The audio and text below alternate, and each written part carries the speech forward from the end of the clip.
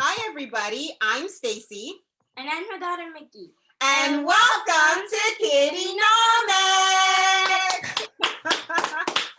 Hi, everybody. Welcome to another fun-filled Friday of Kids Financial Literacy with KiddieNomics. We are uber excited to have you guys on, and we are uber excited for this special guest that we have on today. It is Mr. Ryan Henry, and we're going to be talking all about commercial real estate for kids today. So this one is super special because real estate is so important when we talk about building wealth, right?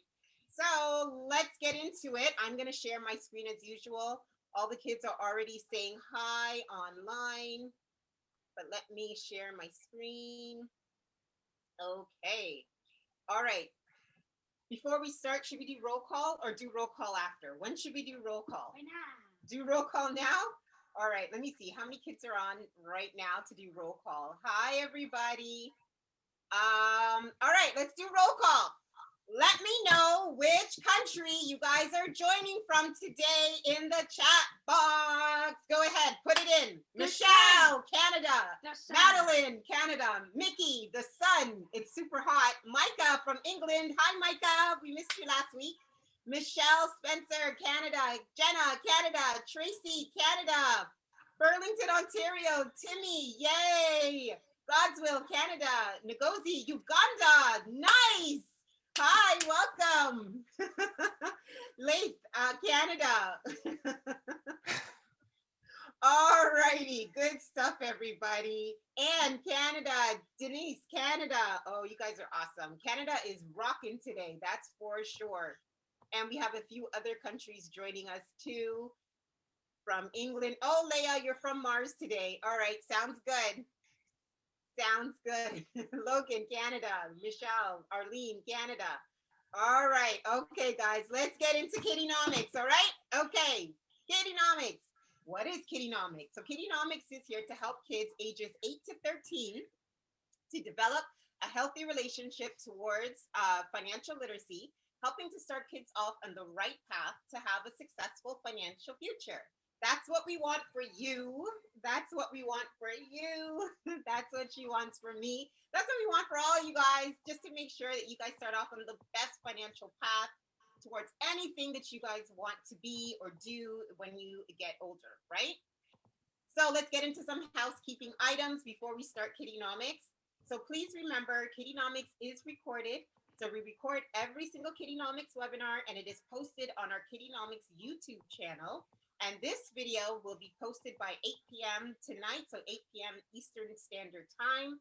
So I have the video up in a couple of hours. So in case you missed anything or you joined us late or whatever the case may be, don't worry. You can always watch this video back and get any answers that you may have missed or have, okay? Also, please remember, we love to keep a very safe community and very fun community here on KiddieNomics, right? So we want to make sure that in the chat box, we cannot, just remember, we cannot see or hear any of you kids. So in order to communicate with us, you have to communicate with us through the chat box that's either up above, down below, to the side, wherever your chat box is. Mine is up above, so I don't know where yours may be located. So don't forget to communicate in the chat box. If you do raise your hand and you have a question or an answer, you can raise your hand, that's fine. But remember to type the question in the chat box, okay? So that I can read it out. I always monitor the chat box. So just remember that there are kids on here that are, 8 and older. So please be mindful and respect everybody's communication on KiddieNomics. We always want to keep it fun, happy, and safe, okay?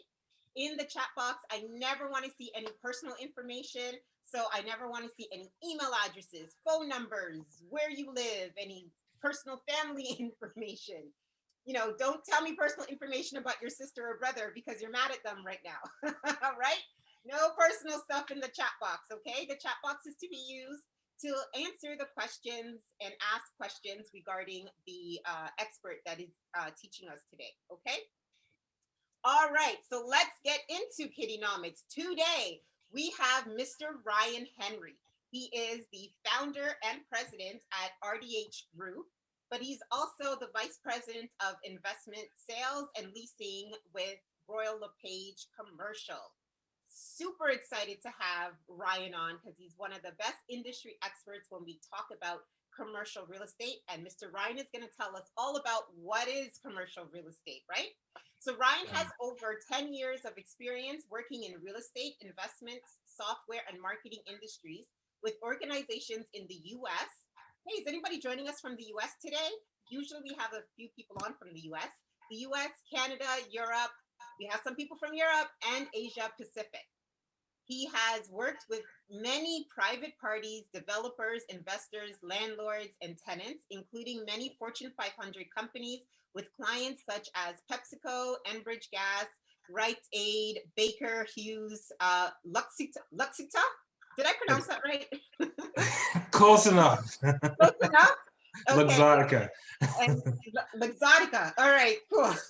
and Syngenta. I hope I did. Yeah. I hope I did that right. Yeah. Marathon Oil, Akzo, Nobel, and CSX Transportation. Ryan started his career in real estate as an investor in Durham region. So he was here in the Durham region, just east of Toronto, previously working for another commercial real estate firm representing clients in office leasing downtown Toronto and in the York region area. He now specializes in investment sales, leasing, and land development. Ryan is also a member of the Royal LePage Commercial, selling over 100 acres of land in the GTA. That's a lot. With extensive experience in market research, acquisition, and disposition services to create strategic retail real estate plans and objectives for his clients. So all this to say, we have a phenomenal expert for you guys today on KiddieNomics. Everybody give a big KiddieNomic round of applause to Mr. Ryan Henry. So we're gonna stop sharing the screen. And hi, Mr. Ryan, how are you? How you doing? Great, great. Thank you so much for having me. So the kids are all saying welcome. My class says welcome. The kids are giving you all big claps and welcomes to KiddieNomics. Great. Thank you so much. So thank you so much. This is cool. It's really cool. And Stacey says claps very hard. Did they say clap very hard? No, for you. They're saying to you, they're clapping. Oh, thank you. Thank you. Thank you. So you can go ahead, Mr. Ryan, and start your presentation and share your screen. Sure. 1 second. Okay, great. So thank you so much for having me. I am so excited to be here and connecting with so many different kids and giving them an insight in my world that I work in commercial real estate. This whole, I never thought I was actually going to be in the industry starting out, probably when I was even in high school or so, but I knew I was definitely great at sales, and I knew I wanted to own my own business at the same time. And it just, this is just something that just started off with a dream, just looking to own some investment properties and just looking to be successful in business. And now I'm here in commercial real estate. So today, these are a few things that I wanted to talk to everyone today about, and this is a picture of my son at my office, really controlling everything. And I thought, it'd be great for everyone to know, what is commercial real estate? What does a career in commercial real estate brokerage look like? How do you become an investor? How do you start investing in real estate? And really, how much money does it really require for you to get started in real estate? So that's what we're going to cover today. So with that, I thought, it'd be good for everyone to understand the different aspects of real estate, such as retail sales and leasing, industrial sales, office sales and leasing, and land and development. Go ahead, Stacy. So Timmy says your son is so cute. Thank you. answer. Thank you. And so let's ask the kids to clarify, what is commercial real estate? Does anybody know in the chat that can tell me what is commercial real estate? What is commercial real estate defined as? So God's Will says no. He has no clue what commercial real estate is. Timmy says real estate for commercials. That one's good. Tulu says malls, real estate Yeah. such as malls. Yeah. Mickey, what's your answer? Big real estate. Big real estate, like Yeah, what? Like big, big like buildings. malls, companies. Oh, that the companies are in. Yeah. Yes. So Mickey says like office buildings, malls. Yeah.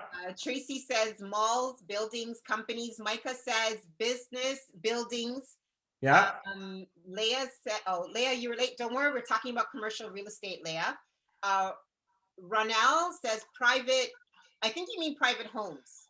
Anne says stores and buildings. So some of the kids have a kind of an understanding of what commercial is. So we're going to get right into it. This is good. So some of them already kind of understand what real estate, commercial real estate is, but Mr. Ryan is going to let us know exactly what it is.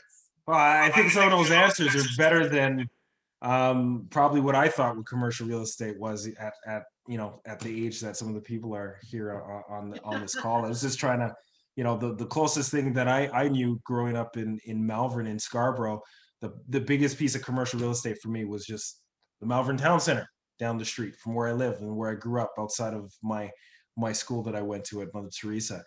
But what is commercial real estate? So commercial real estate does include retail properties, could be shopping malls, mixed use buildings, where they have retail on the main floor, and it could be apartments or offices above. It can be a big shopping center or mall, or some of those big box stores that you see there that have outdoor parking, and it's just basically store to store, like your local Best Buy or the Brick. So it can mean a variety of things when it comes to retail properties. When you look at industrial properties, these are these big factories with a lot of smoke, sometimes a lot of big trucks coming in and out, where there's like lots of loading docks where the products could come in and out of. You might think of Amazon, where they have these big Amazon factories or centers or places where they make cars. So it can be a variety of things, and warehouses where you get your goods and food from when you go to the grocery store. Okay. It could also be apartment buildings. So this is where, I grew up I lived in an apartment building for, I don't know, like close to about 10 years when I grew up in Scarborough. So it could be one big building that's owned by one person or a company, where there's a large amount of families or individuals that live in a particular building, which you would see all around the world. Other things could be office buildings. So you might go downtown in your local city or area where you see these big skyscrapers, where you might have your mom or your dad going to work every single day, or you see people going to work every day, and they go to these big office buildings to do work, generally from 9 to 5, or it can be any other working hours. And that's what it's mainly used for. And they're usually they're spread out all across the city or towns that you might live in, but you usually see a very large concentration of these buildings, typically in the downtowns of a lot of cities across the board. Go ahead. Question there, Stacy. Yes, so we have a few questions. One, Jenna would like us to just go back to the first slide. I think she's probably writing down what you're going to be talking about today. Sure. Is it that one, Jenna, or I think maybe it's that one. Is this one or that one? Jenna, you're going to have to let us know which slide do you want us to go back to? She didn't answer yet. And then Ronell wants to know, is a triplex considered a commercial building? The answer is no. So anything between 1 to 4 units is considered residential. So a triplex is considered to have 3 individual apartments, so it's considered residential. Anything above 6 and over is considered commercial. 5 units is a little bit of a gray area. Some banks that give money to individuals to own properties like this, some of them consider it residential, some of them consider it commercial. But generally, anything from between 1 to 4 units apartments is considered residential. Arlene wants to know, what about government buildings? And can you go back to the first slide too? Jenna wants to see that one. Yeah, that one. Okay. Yes. And what about government buildings? Are they considered commercial buildings? Government buildings, typically, they're usually office buildings if they're government buildings. Like if you go to your Service Canada, or if you go to a place to get your mom and dad might get their license renewed. Those are usually commercial buildings all the time. And sometimes they could be office buildings, typically, or in some cases, it could be in industrial buildings, but typically they're in office buildings. Awesome. Okay, we can we go to the next slide? The retail. Sure. The retail. Which one? The retail? Yeah. I think this is the slide that Jenna was talking about. Don't forget, everybody, that KiddieNomics is recorded, so you'll be able to watch back the whole video and pause and stop as you like to get all the information, okay, in case you missed a slide, all right? Or you can just take a picture. Or you can take a picture, a screenshot. That's cute. Okay, sorry, Mr. Henry, go ahead. That's okay. Sorry, Brian, go ahead. That's okay. That's okay. So we talked about industrial properties. We talked about apartment buildings. We talked about office buildings. And the last component is land and development. So land could be some of these areas where you see raw land, could be farmland where there's nothing built, or it could be part land could also be considered development sites. So one of the things, since we live here in the Toronto area, we have more construction cranes in the sky than any other city in North America right now. And they turn into development sites, so they can be developed into any of the property types that I mentioned to you before: offices, apartments, condos. It could be industrial properties, retail. So you could also get in an area involved in this, where you could also use your creative side and really look to create something from nothing. This kind of reminds me of my time as in my childhood of playing with Lego all the time, because I used to love playing Lego all the time. And that's probably one of the reasons why I'm in commercial real estate, because I like building stuff from nothing, and also using your creativity. So this becomes really fun, and to being able to see something from start to finish. It could be building a housing development, it could be building a condo development, but you can create something that in a case can be there for forever. So we have a great question from Michelle. She wants to know, is a building with a business on the bottom and a living space up at the top considered residential or commercial? That's a good question, Michelle. Really good question. So that's considered mixed use building. And typically that is still, because there's a commercial component to it, it's considered a commercial property. Awesome. That's a great question, Michelle. Really good question. Very good question. Tracy wants to know, how long does it take to make big buildings?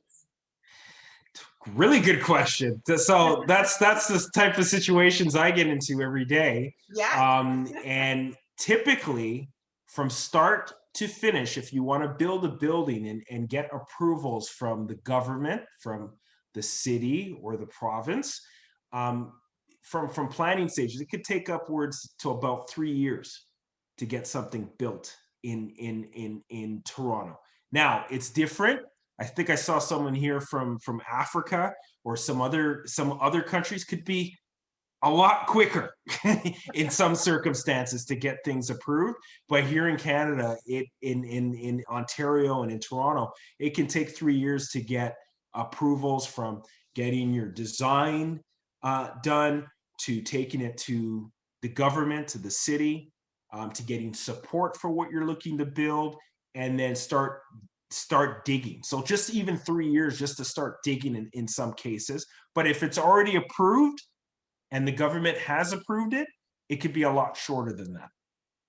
And that's where you start talking about projects that are already pre-approved, and they call it site plan approval. Tracy says, wow, that's a lot. They want to know, like, how many builders does it take to build a building? So I guess they're maybe considering, if they want to build a building, how many people would they need to hire? 15 people to build a big building? Yeah. I think Mr. Ryan is going to tell us. Does it take 15 people? Well, Madeline says 90. We should ask the kids. Leah says 90. Let me see. Who else? Okay. Anne says 100. Godswill says 140. So he says 150.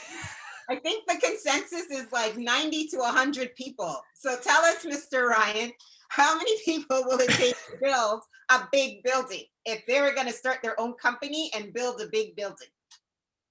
That's a tough question. It really depends on how big the building is and how vast the project could be. It's definitely more than 15.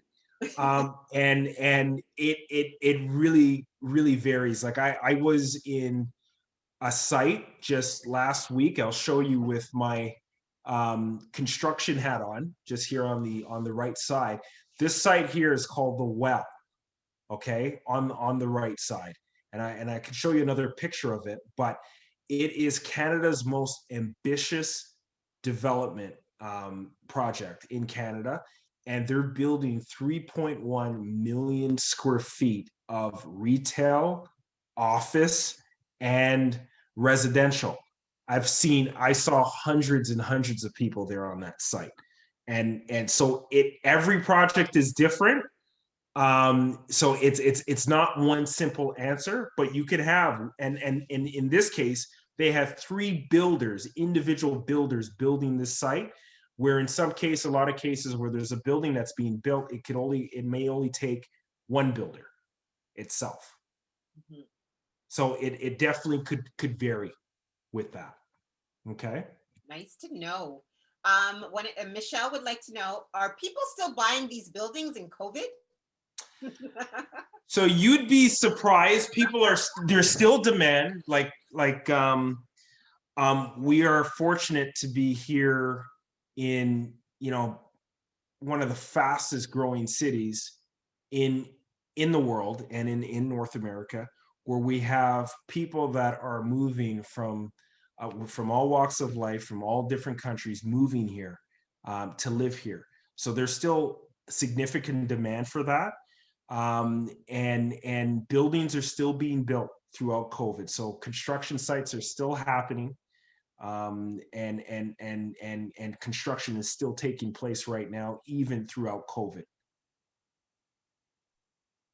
So people are still working. People are still working. People are still, it is a little bit of a hybrid right now where people are working from home, if you're talking about office buildings. But we do see a little bit of a mix where it's going to be moving to more of a hybrid role. Some people working from home, some people working in an office, but the demand, like construction, is still happening, as well as especially on the residential side. Okay, so there's a couple more questions. Yeah. But I'm going to let Mr. Ryan continue on, and then we'll circle back to a couple of these questions. Okay, everybody? But I had a question. Oh, sorry, Mickey had a question. Sorry. Is there a maximum maximum height for a building? Yeah. Is there a maximum height that a building can be?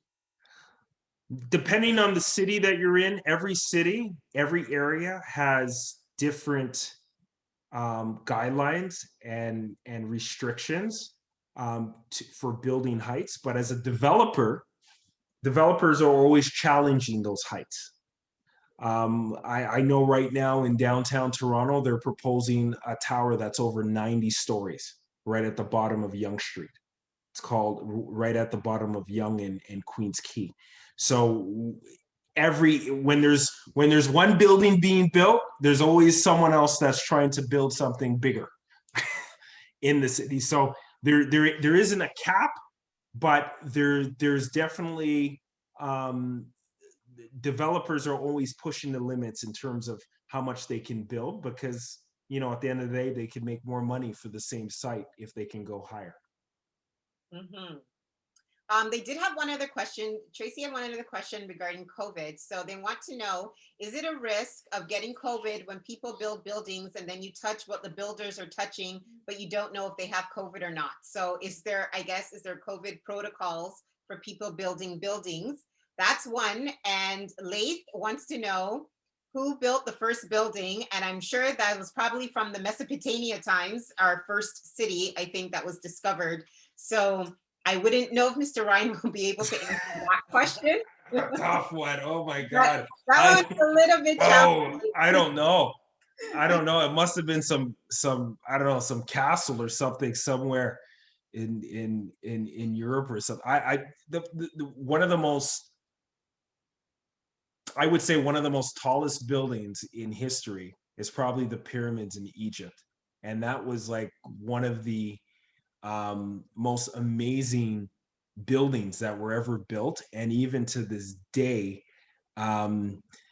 engineers and engineers to this day still are having a hard time figuring out how they were able to build such amazing buildings of that time.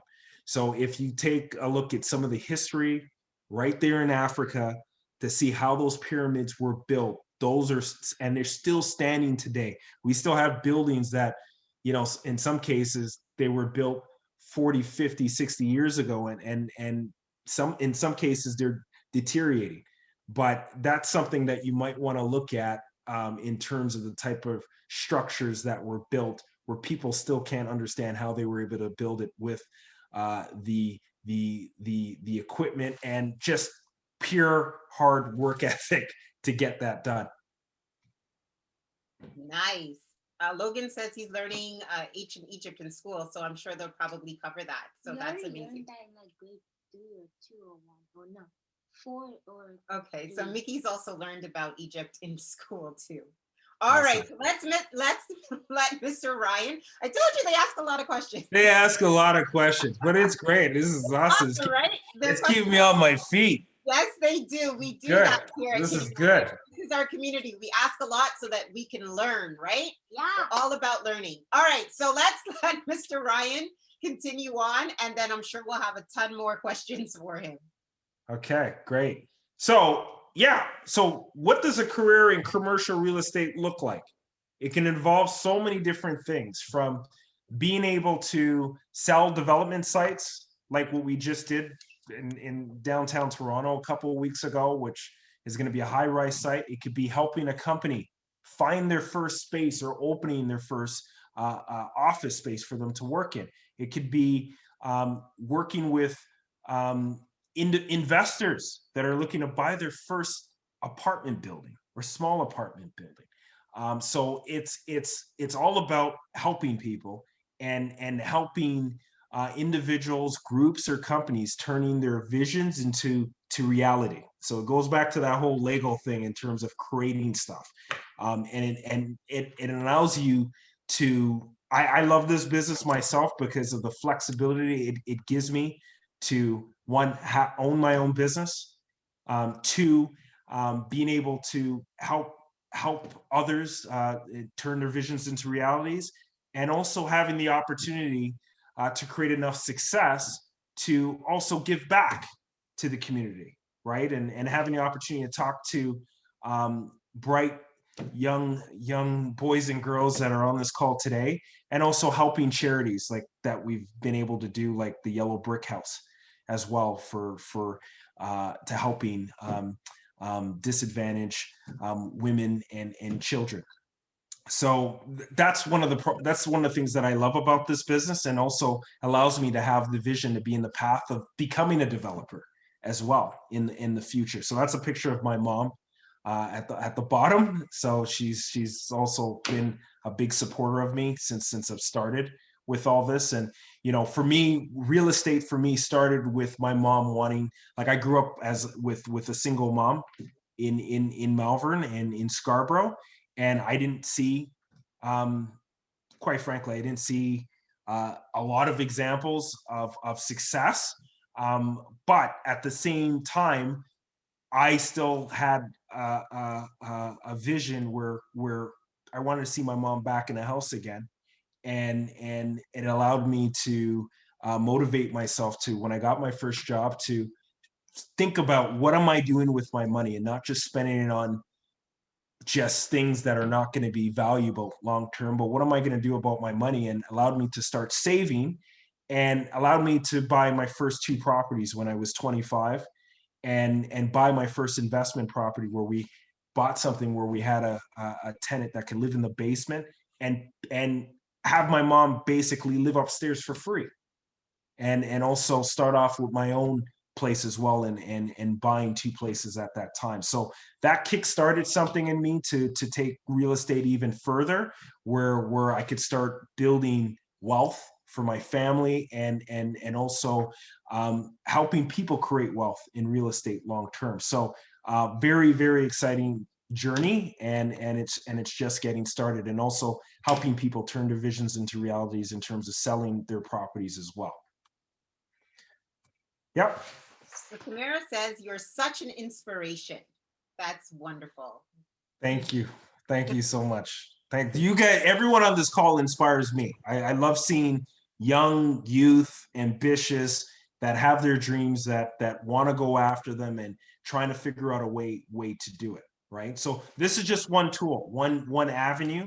And with that, one of the reasons why I love real estate is a quote by Andrew Carnegie, which mentioned that over 90% of millionaires became so through owning real estate. And that clicked into me that there's a high degree of success if you invest in real estate, and creating that. So and it allows you to start from nothing, if you're smart with your money, to start investing, and to put your whole family in a new position, and also for your future family as well. Okay. So I think I know probably everyone on this call knows Monopoly. Okay. One of the key things with Monopoly is to be successful in that game is they have this whole thing of getting 4 greenhouses to get 1 red hotel. Okay. So if you get 4 greenhouses, it's what you're doing. And I think it relates directly with what you can do with life when you get your first job, or your family has your first job, and you start being smart with your money and not spending on things that are not going to come back to you, and being able to save part of that money and use that as seed money to invest in your first property. And if you do that, you put 5 to 20% down, or 5% down, how I started, which is 5% down. And with that, the value of that property can grow every single day, and annually. And then as that wealth grows, you can take part of that and use that to buy your second property, and then do the same thing again and buying the third property, and to the fourth property. So these 3, go ahead. Question. So that's a really good way to start out investing, Mr. Ryan. Let's ask the kids a question. So if the first property that you buy is $100,000 and the down payment is 5%, how much would the down payment be? So if it's 100, yep, the first property is $100,000 and you need to come up with 5% of the $100,000. How much is the down payment? Let me know in the chat. Let me see. Timmy says you should be so proud of yourself, Mr. Ryan. Heather says 5,000. Nicole says 5,000. Anne, 5,000. Godswill says 5,000. Tracy, 5,000. Jenna, 5,000. Leah, I don't know. Leah put like 5.6 trillion. I think that's Martha, 5,000. Brielle, Ibby, Micah, 5,000. All right. Are they winners? Did they get the answer right, Mr. Ryan? Majority, everybody except the 5 trillion, but 5,000 is the answer. But Yay. the thing is, if you use that same example though, okay, even though, depending upon where you are, like Toronto, the average price for a home is $1 million right now, right? But but different places around, as you leave Toronto, the prices are a lot less, right? But even if it was 100,000, we talk about that 100,000 there. You use 5,000, only $5,000 to get $100,000 asset, okay? And with that $5,000, if you have yourself or you have a tenant, they're paying down that 100,000 for you, okay? But at the same time as your debt is going down and you've paid down that 100,000, you've borrowed 95,000 from the bank. And even though you've borrowed 95,000 from the bank, every year your 100,000 is getting higher and the value is going higher. Okay. Typically in the GTA, the value goes up about 5% a year, 5 or 7%. This year, okay, just here in Durham and Pickering, Ajax, and Whitby, values have gone up by 25%. So it's not going up on your initial down payment, it's going on to the purchase price of what you bought that asset for. Okay, so if you bought a property for 100,000 and the property went up by 25%, okay, that's $25,000 has gone up with you using the small down payment that you've used.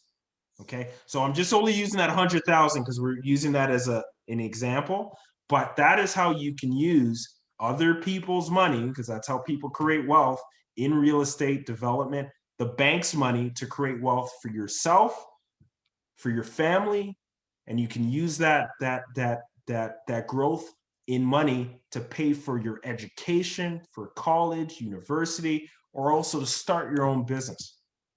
And this is, I've put 3 pictures here. These are my first 3 properties. So the one in the middle is the one that I started with my mom at 25. Okay. We bought that place for $356,000, but I only had to use about, I don't know, close to $18,000 to buy that house. Now that house is worth close to $1 million today. That same time, at 25, we bought another house, and I was nervous, very nervous buying that house, but it had a basement apartment as well. And we started with 5% down as well. And now that house is worth a lot more now. Okay. And the same thing with the third house, but it was very nervous for me at 25 doing that. I felt like I was signing my life away and I didn't know how I was going to do it. But because we had tenants, it was able to grow to that, right? Go ahead, Stacy. Mr. Ryan, Jenna wants to know, what's a down payment? That's a good question, Jenna. I don't know. So that's going to go into my next, it's going to go into my next slide that I'm going to talk to you about. So Mr. Ryan will cover that shortly. Okay, Jenna? So this is, all I'm saying is this is how you can get, this is your example of 4 greenhouses, or starting to get your first greenhouse, and then getting, as it grows in value, you can take, they call equity, you can take portion of that and use that as seed money to go buy another one, and then let that grow again. It's like you're planting trees all over the place until you have enough trees where you can buy yourself a red house, which could be a small apartment building, like 6 units or 8 or something like that. Okay. Okay. Tracy would like to know, have you had a mansion before, and how much do mansions cost? I think they're looking at the big picture at the bottom. Which one? This one here? Yeah, with you standing, it looks like. So that's actually not a mansion, that's an apartment building. So that's an example of an apartment building that I sold. So this is a perfect example. This is an 8-unit apartment building. Okay.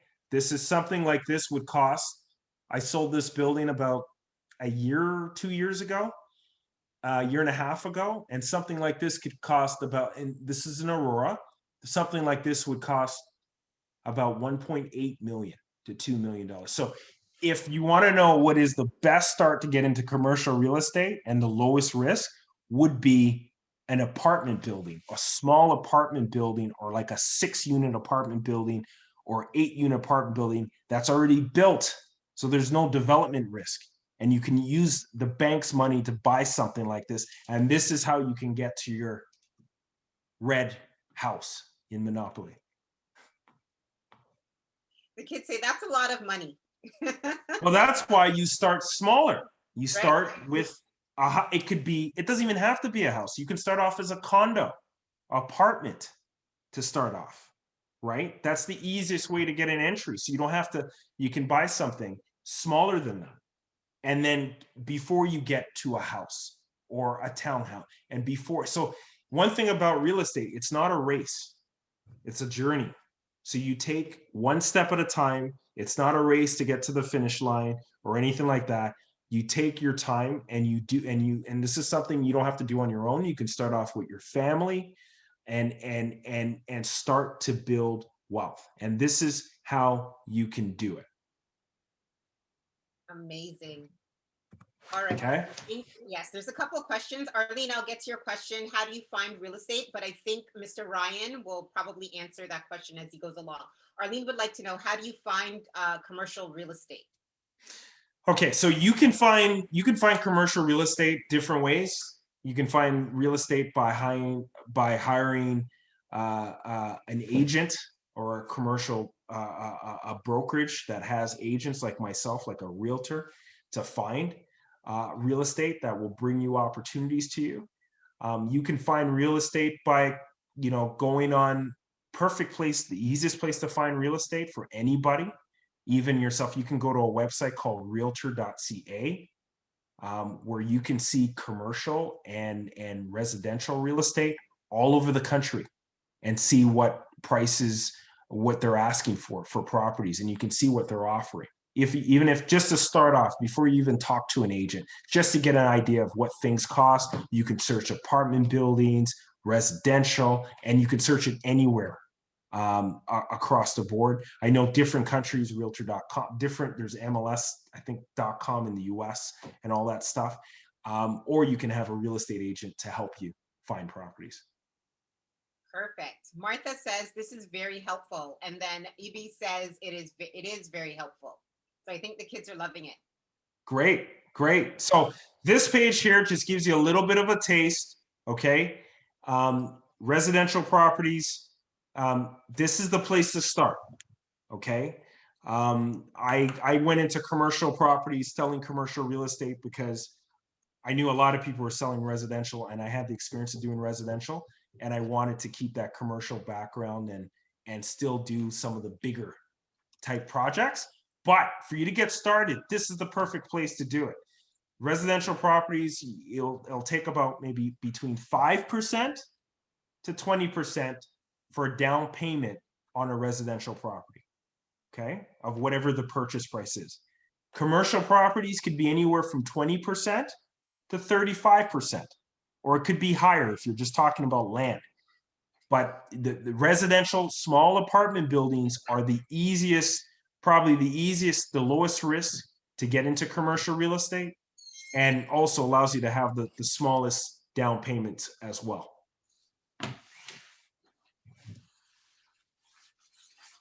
Any other questions?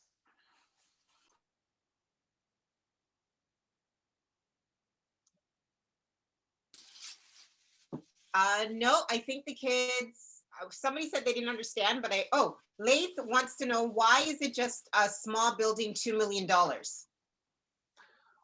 Well, you can go smaller than that. Like there's commercial buildings there that are, this is just commercial properties. You can get commercial buildings. Like you can get a commercial condo in below $1 million, but I'm talking about if it ranges. There's no fixed price at $2 million, but what I'm saying, it's like, it could be $2 million. You can also buy a building like Scotia Bank Plaza downtown, which sold for over $1 billion. So there's a huge range of what you can buy commercial real estate for. But if I was in your shoes, the first step to the plate is to, if you want to invest, it's to buy a small, you can get involved in a small apartment building.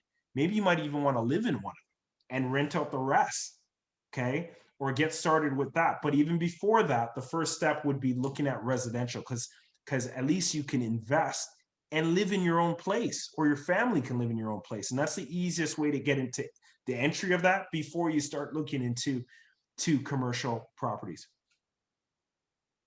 A couple of kids would like to know. Oh, Jenna still wants to know what is the down payment? I think you said you're going to cover that in another slide coming up. This slide, the slide Oh. that I have. Oh, here. okay, great. So can we explain again what is it? What is the down payment? Okay. And Ibby wants to know, you can buy with other people too. So she wants to know, to start, can Good you question. buy with other people? Good question. So if, for example, and for residential properties, you can, you know, a lot of times families get together and they pool their money together to buy their first home, right? And get started that way. That is very common for families. And also in commercial properties, they do that a lot. Sometimes these commercial properties can cost a significant amount of money, 5 million, 10 million, 20 million, over 100 million. It just depends on what type of property it is. So even these big companies that are there, they pool their monies together to get the down payment, because a lot of people don't have that type of money just to get involved in commercial real estate.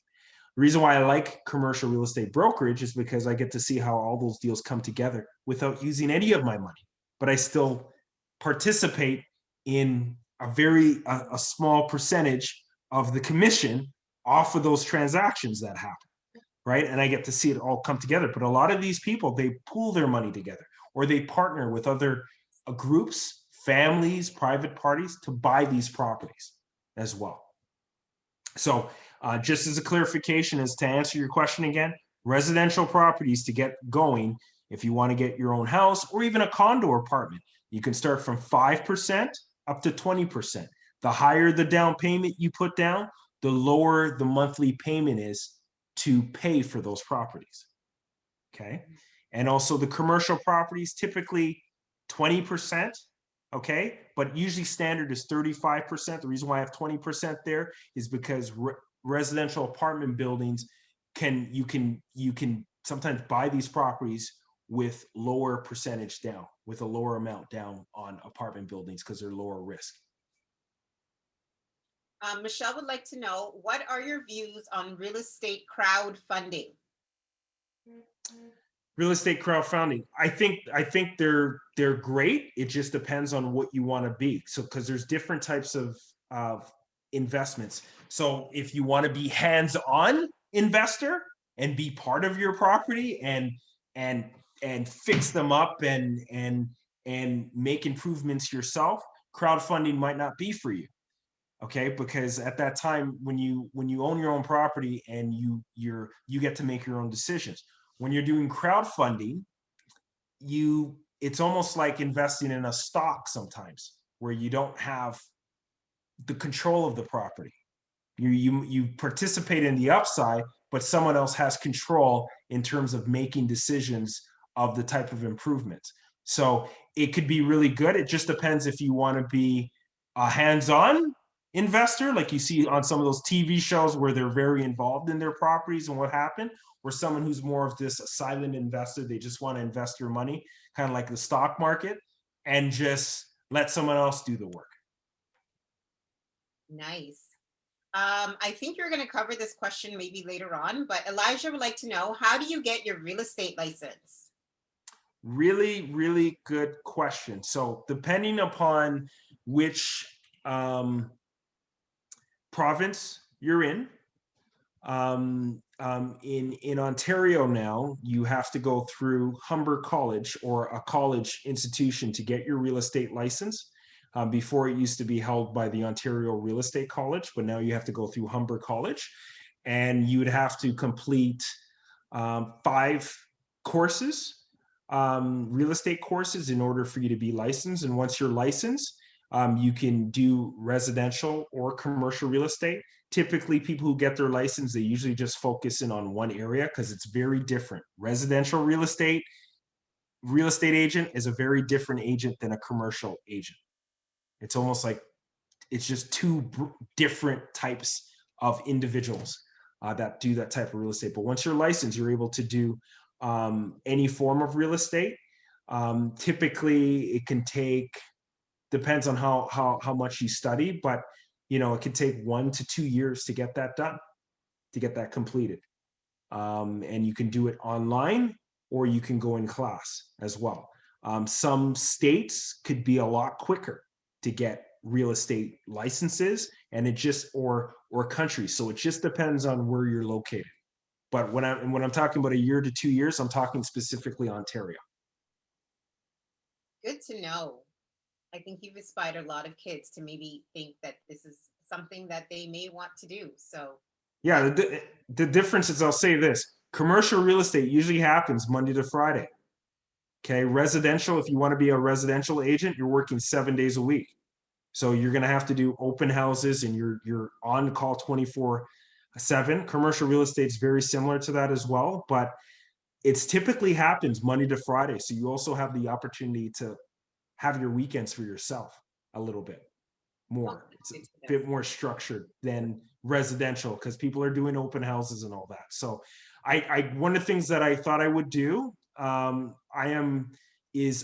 show you a little video of that Stacy's going to show you of what it's kind of like in the day in life of a real estate. So this is a big office building downtown, in the financial district in near King West, of a deal that I did. So I have like a 1-minute video clip to show you a little bit of a glimpse of what we do in the city of Toronto. So if you want to stop sharing your screen, Mr. Ryan, and then Sure. I will share the screen. One moment. And this is going to be off of our website at the rdhgroup.com. So we have other videos there. You can see some of the work that my hardworking team does at the RDH Group, and some of the buildings that we sell, and some of the stuff that we do. So feel free to go about onto our website and check it out. With your company. Hold on. Sorry, I just need to bring it back to the beginning. You can go back to the beginning. There you go. Okay. This is Ryan Henry from Royal LePage Commercial. I'd like to congratulate my clients at Multiplex, Brookfield Global Construction Company, on their new Canadian home at 200 Wellington Street West in downtown Toronto, where they've taken up this beautiful penthouse of approximately 24,000 square feet with 360 views of the downtown core, Lake Ontario, CN Tower, as well as just being adjacent to Roy Thompson Hall, Ritz-Carlton, CBC, and the entire theater and tip district. This deal was completed in one of the most competitive and tightest office markets in all of North America, with a staggering 2.5% vacancy rate and over 10 million square feet being built right here in the downtown core. Strategic advisory group to deliver success, to help with your company's real estate needs in areas of leasing, capital markets, and land redevelopment. Feel free to contact us, and we look forward to hearing from you. Okay. Unfortunately, okay, awesome. Oops. A little choppy there, but if you go to the rdhgroup.com and you click on the media page, you'll see other videos of land with lakes on there, and different types of stuff that we do, and it will run a lot smoother. These videos are on YouTube, but if you go to our website, therdhgroup.com, you can see more about what it's like to be in commercial real estate. And yeah, definitely here to answer any questions and give you a little bit more of an insight and all that stuff. So Fantastic. Did we finish your presentation, Mr. Ryan? yes, I did. You did. Oh, that's awesome. Let me see. Okay. We still had a couple of questions, Mr. Sure. Ryan, before we wrap up. So let me just scroll back. I know that Tracy had a really important question that he wanted to ask. Sorry, I'm just scrolling, because how is it the apartment is small, it's big, and the price is high? Oh, the apartment building, they want to know, why is it so small but the price is so high? It's not very big, they're saying. So why is commercial real estate so expensive? It's expensive. It just is. It depends on the city that you're in. Like if I bought an apartment building here, like that building was in Aurora. If you bought that building, say in Windsor, Ontario, it'd be a lot cheaper. or it depends on the city itself. In Toronto, it'd be even more expensive than that. But prices are going up steadily in the Toronto area, in Canada. So, and a lot of people who own apartment buildings rarely sells. They really sell their apartment buildings because they're just cash cows. People need a place to live. And it doesn't matter if times are rough or bad, or if we're in COVID or whatever it is, they still need a place to live and they're still going to pay rent. So people like to keep them, and it's hard to find because a lot of people don't sell them that often. In a case like that, you know, it's not rare to see a bidding war. We had like 10 offers on that apartment building that we're selling. Well, we learned so much today. Thank you, Mr. Ryan. Ronald says, thank you, Mr. Ryan. Very informative. Yay. So let's give a very big KiddieNomics thank you.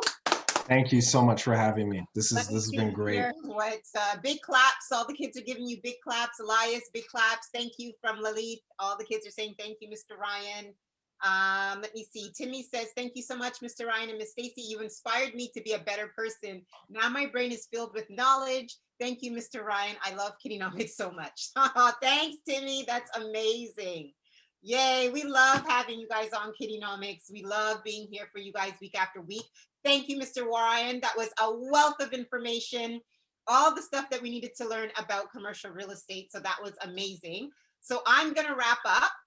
So Mr. Ryan, if you could stay there, I'm just going to share my screen and wrap up so we can end sort of on time today. All right.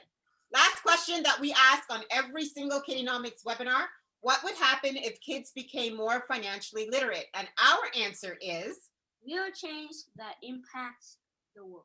Real change that impacts the world. And why is that? Because believe me, and I guess you guys have seen now in KiddieNomics, the more knowledge that you have regarding financial literacy, the more things that you guys can go out there and do. Whatever it is that you want to be in life, financial literacy will always help you get there. Whether or not you want to, you know, hi, Mr. Ryan, your hand is raised. Oh, it was raised. The only thing I just want to say, because I don't know if I'll see I don't know who's on the screen. Just the only thing I'll say, and I think it's important outside of the career, is just don't let anyone tell you can't do anything, and don't ever think that your dream is too big that you can't achieve it. It doesn't matter what background that you're coming from or struggles that you're having. It doesn't matter how cloudy it can be. You can definitely achieve anything that your wildest dreams have for you. So keep being inspired. Doesn't matter what it is or how far it looks. Anything is possible. I just want everyone to know that and really remember that, because it will definitely take you a long way. That was a perfect answer, Mr. Ryan. Layla says, oh, thank you, Mr. Ryan. And Tracy says, that is very true. Do not let people tell you you can't do anything. Perfect. All right. So let's keep going because I want to get you guys out of here maybe on time today at 6 o'clock. So we call you guys our young financial literacy ambassadors. And what does an ambassador mean? And that means you guys are an authorized messenger or representative. You guys represent us as KiddieNomics. So we authorize you to go out there and share the knowledge that you have learned on KiddieNomics. All the stuff now that you've learned about real estate, and now you can go out there and educate your friends, your family, your communities, and just let them know all of these things that are possible for them to do. And that's why you guys are our young financial literacy ambassadors, right? Because on KiddieNomics, we like to say, knowledge is our superpower. And so share it, right?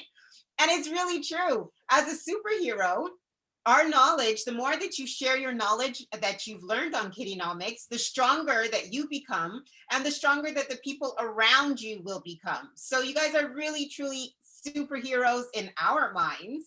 And we love for you guys, how you guys share KiddieNomics with your friends and family. So we thank you for that. All right.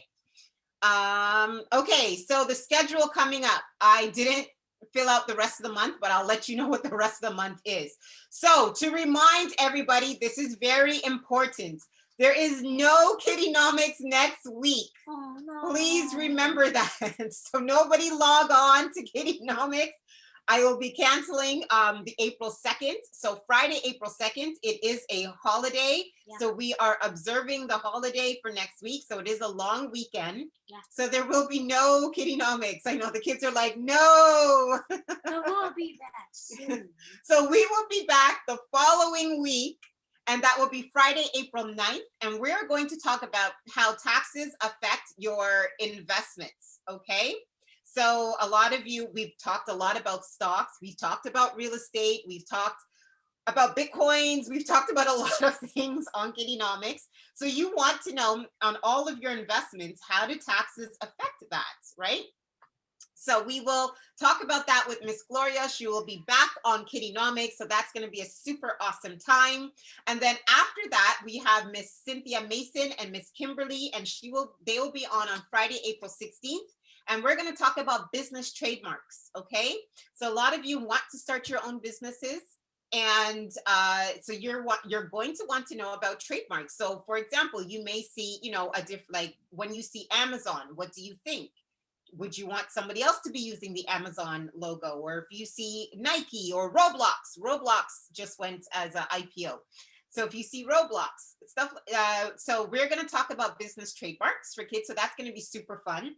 Then the following week after that, we're going to be talking about, we did mention on KiddieNomics last year that we're going to do more international things and looking at investments all over the world. So we're going to start off with Florida. So we're going to start talking about investing in real estate in Florida. And we're going to have on Miss Michelle Williamson.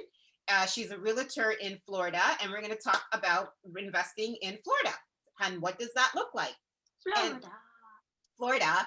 And then after that, the last week of April, we will have back on Miss Billie Jane Bolton Rojo, and she is going to be talking about scholarships. So a lot of you have asked, and parents have asked, when you go into post-secondary education, what scholarships are available to kids, right? I know that we always talk about RESPs on KiddieNomics. That was like our first thing we ever learned. Yeah, one of our first lessons that we learned, and we continue to learn about RESPs. So we are going to talk about scholarships and how can you get a scholarship or grant to help your post-secondary education. Post-secondary is college and university. Yeah. Okay. So that will be a fun time. All right. So please remember, there's no KiddieNomics next week. No KiddieNomics. All right. I'm going to mention this again because I want your participation.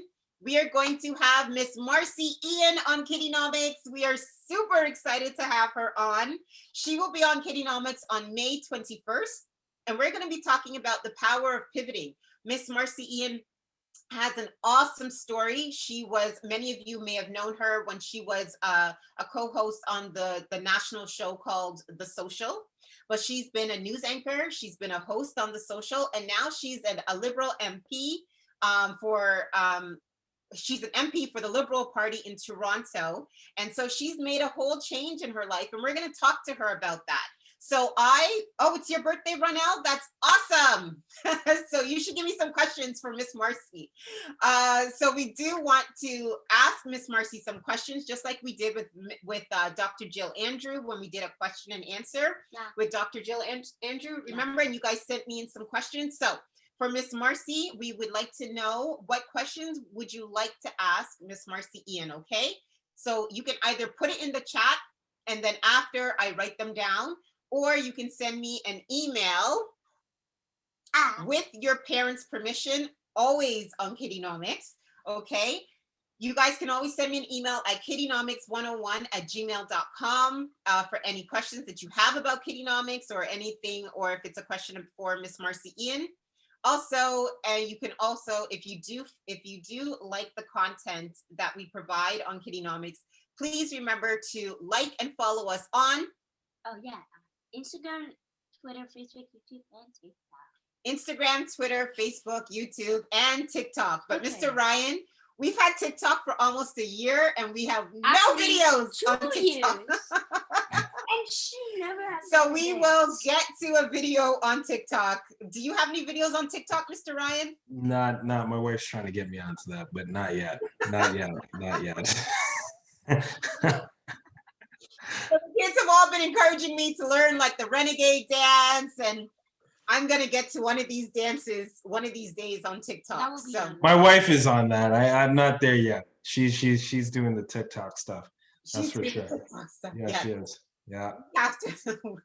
We're gonna get there too one of these days. So of course you can always follow us using the hashtag KiddieNomics or Ask KiddieNomics. But that's it for this week. Remember, there is no KiddieNomics next week, so please don't forget.